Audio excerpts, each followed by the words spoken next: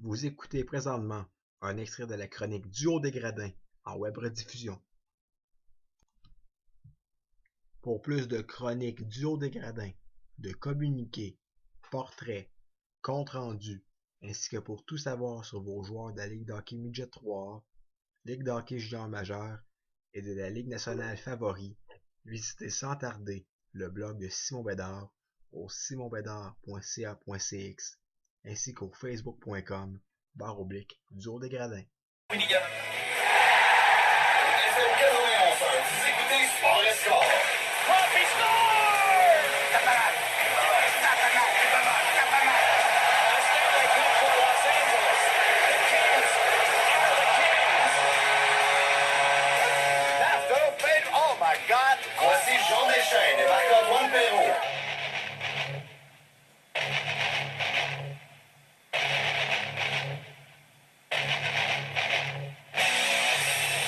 De retour à Sport et Score, on entame présentement la deuxième heure de l'émission. Jean Deschênes et moi-même, Marc-Antoine Perrault, qui vous accompagne tout au long de l'émission. Deuxième heure on aura trois invités. Tout d'abord, nous aurons Kevin Bolduc à 10h20 et Dominique Bolduc, notre chroniqueur sur la Ligue nord-américaine, pour revenir un peu sur la série entre les Marquis de Jonquière et le Caron Aigué. Mais avant de procéder à tout ça, nous allons avoir Simon Bédard pour la chronique du Haut des Gradins. On fait ça à chaque semaine. Et puis, Simon Bédard, comment ça va? Et les gars, et vous? Oui, ça va bien, merci. Simon, on va parler un peu du Canadien de Montréal. On a terminé samedi dernier face à nos partisans un match qu'on aurait dû gagner contre les Capitals de Washington, mais malheureusement, ça s'est mal été, on peut se le dire. Très mauvais match du Canadien. Ouais, donc j'étais au Centre Bell, les gars, là, pour assister à ça, et vraiment extrêmement déçu de la manière dont le Canadien a répondu. On sait que c'était le dernier match local à domicile avant le début des prochaines séries. Et vraiment, on n'a jamais été là dans le coup du début à la fin. Encore une fois, on a laissé les Capitals inscrire là, les 4 premiers buts du match, dont 2 buts assez tôt en première période là, qui ont vraiment cassé le tempo. Et vraiment, les Capitals qui ont été en plein contrôle du match du début à la fin. Oui, on a eu quelques bonnes chances de marquer. On pense entre autres au poteau frappé par Rafael Diaz en première période et par Brendan Gallagher en deuxième période. Mais aussi, il faut aussi rendre crédit, rendre hommage à Braden Holtby, le gardien de but des Capitals, qui a vraiment été fumant. Je pense qu'il a quand même stoppé 35 des 36 lancés dirigés vers lui. Donc, seul Max Pacioretty qui était en mesure de marquer en toute fin de troisième période. Alexander Ovechkin 2 fois, Troy Brouwer 2 fois et Niklas Backstrom ont riposté du côté de la formation adverse. Et Carey Price, les gars, sans être à blâmer du doigt directement, pas connu encore une fois sa meilleure soirée de travail. On pense entre autres aux 2 buts qu'il a accordés entre les jambières au numéro 8 des Capitals en début de match et en toute fin de troisième période. Aussi, sur le but, qui a quand même un lancer de loin, je dirais. Oui. Le lancer de Niklas Backstrom, je crois, en début de deuxième, qui a vraiment fait extrêmement mal. Et le tricolore termine justement sa saison avec 3 matchs sur la route. Présentement, ils sont 1-1 sur la route. Défaite contre les New Jersey et victoire contre Winnipeg qui a fait en sorte qu'il y ait l'avantage de la patinoire en première ronde. C'est un mauvais début de match, encore une fois, au New Jersey.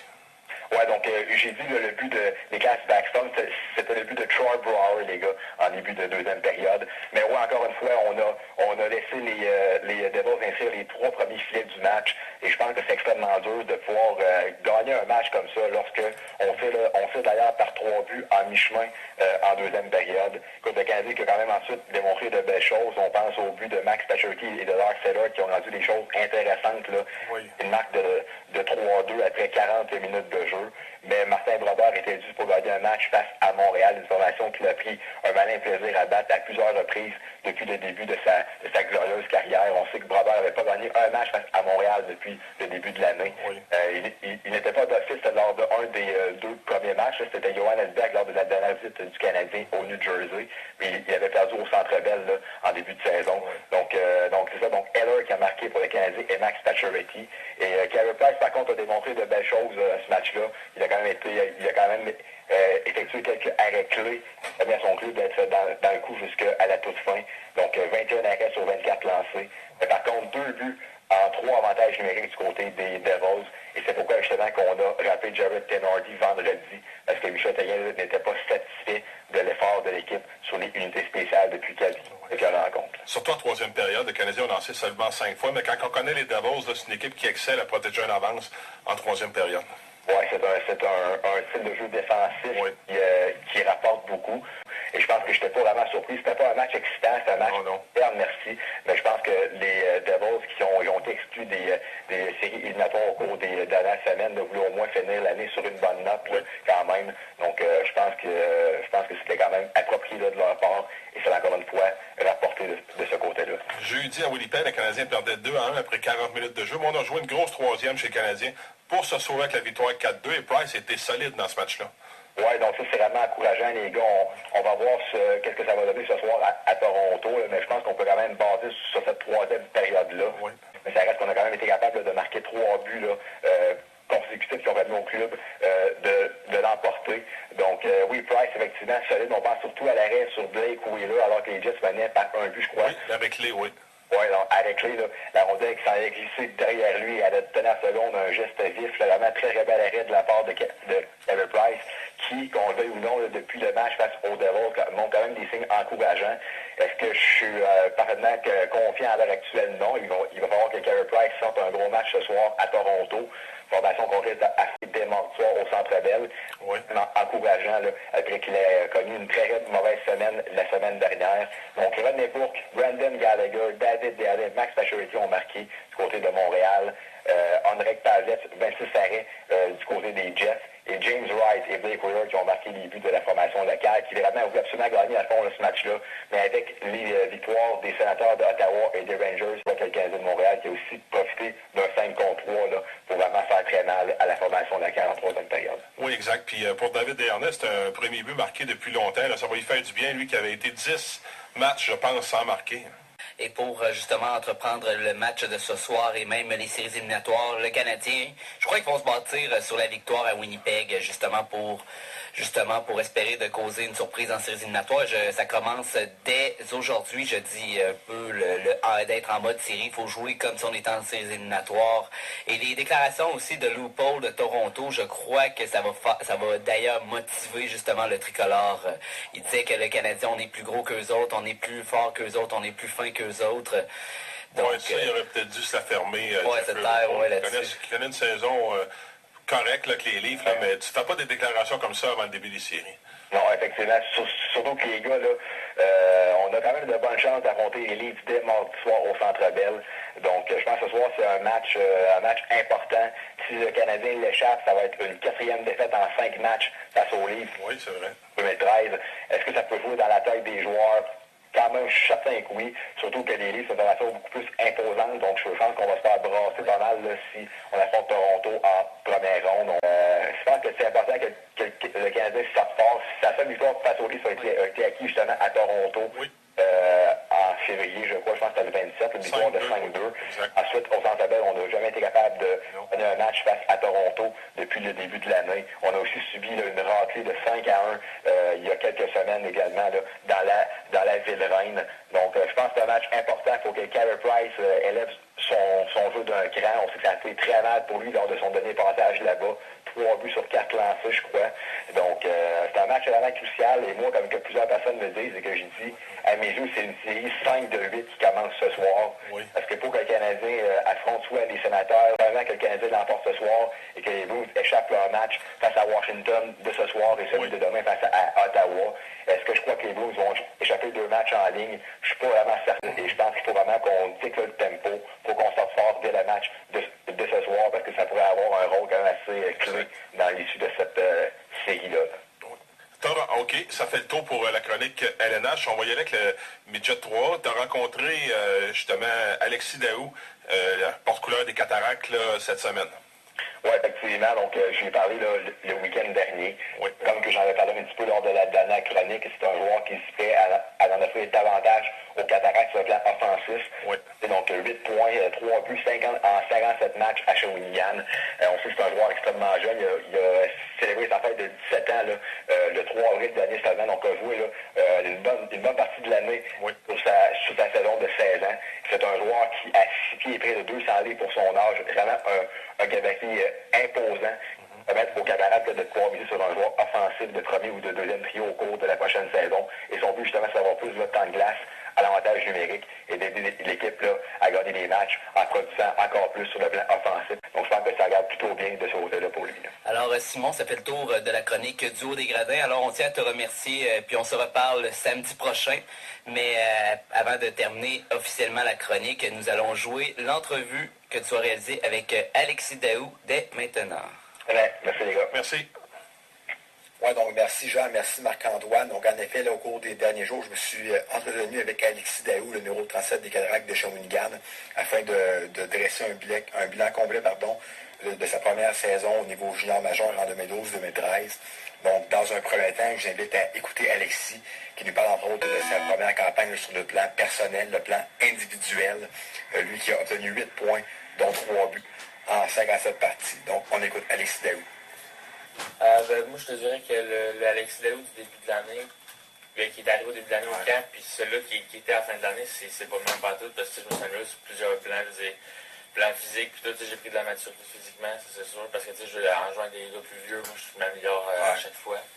C'est presque avec, même si j'ai pas eu beaucoup de temps de glace, je veux dire, dans la pratique, je pratique avec du monde qui était plus vieux que moi, fait que je m'améliorais. C'est sûr que c'est flatteur, je veux dire que les coachs ils me fassent confiance en faisant jouer, je veux dire, ils n'ont pas peur de m'embarquer, même si j'ai 16 ans ou quoi.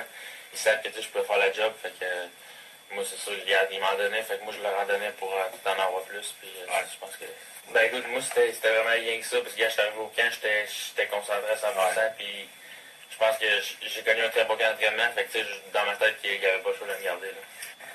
Alors les gars, vous savez autant que moi que la saison 2013-2014 va être extrêmement importante pour Alexis Daou. On sait qu'il fait actuellement le 6 pieds et près de 200 livres pour un joueur de 17 ans.